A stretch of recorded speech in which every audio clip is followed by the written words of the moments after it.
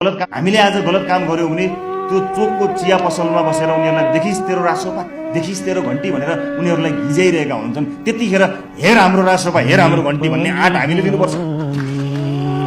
कुप्रो शरीर बोकेर लट्ठी टेक्दै टेक्दै गएर घन्टीमा भोट हालेको ती वृद्ध बाआमाको दाजुभाइ दिदीबहिनीहरूको उनीहरूको मनोभावनामा चोट पुग्यो कि भन्ने कुरा हामीले सोच्नुपर्छ। हाम्रो अभिव्यक्तिहरू हाम्रा अन्तर्वार्ता हाम्रा फेसबुक स्ट्याटस हामीले गर्ने कुरामा त्यो हामीले सोच्नै पर्छ। त्यो जिम्मेवारी दिएर पठाएको रासोपाका मान्छेले मात्र भोट दिएर जितेका होइनौँ साथी। हामीले काङ्ग्रेस एमाले माओवादी लगायत सबै राजनीतिक दल उनीहरूको यसो होइन कि उहाँहरूसँग बस्ने घर थिएन।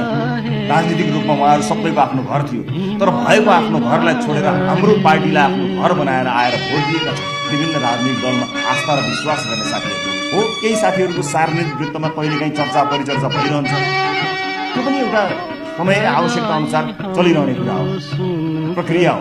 हामी सङ्ख्यामा यति धेरै छौँ कि काहीँ न काहीँ कतै न कतै कसै न कसैको एउटा न एउटा विवाद भइ नै हाल्छ। त्यो भने सङ्ख्यामा हामी धेरै छौँ, देशलाई ट्र्याकमा ल्याउँदैछौँ। हामी ट्र्याकमा ल्याउने कोसिसमा छौँ। ट्र्याक बाहिर त हिजो थियो देश।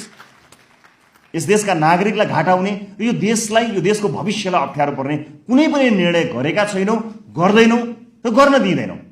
त्यसमा यहाँहरू निर्धक्क हुनुहोला। हामी नयाँ छौँ तर बेवकुफ छैनौँ। यो देशको माया छ हामीलाई यो देशको माया छ। हामी यो देशमा हुर्कदै गरेका सन्ततिहरूको भविष्यप्रति चिन्तित छौँ। यो देशको सार्वभौमिकता यो देशको अखण्डताप्रति हामी अडिग छौँ, अटल छौँ। विकास निर्माणको कामलाई द्रुत गति दिनको निमित्त जहाँ चाहिँ पोलिसी ग्याप छ त्यसलाई फुलफिल गर्नको निमित्त कतिपय कुराहरू आज गर्ने कुरा आजै गर्नुपर्ने हुन्छ। त्यस्ता कुराहरूलाई लिएर हामीले काम गर्यौँ। साथीहरूले त्यसबारेमा कतै कतै मैले भन्न नसकिने हो कि भन्ने अप्ठ्यारो परेको छ भने यहाँहरूले छलफल गर्नुहोला, पार्टीमा सल्लाह गर्नुहोला। हामीले यो देशलाई घाटा हुने, यस देशका नागरिकलाई घाटा हुने, यो देशलाई यो देशको भविष्यलाई अप्ठ्यारो पर्ने कुनै पनि निर्णय गरेका छैनौँ।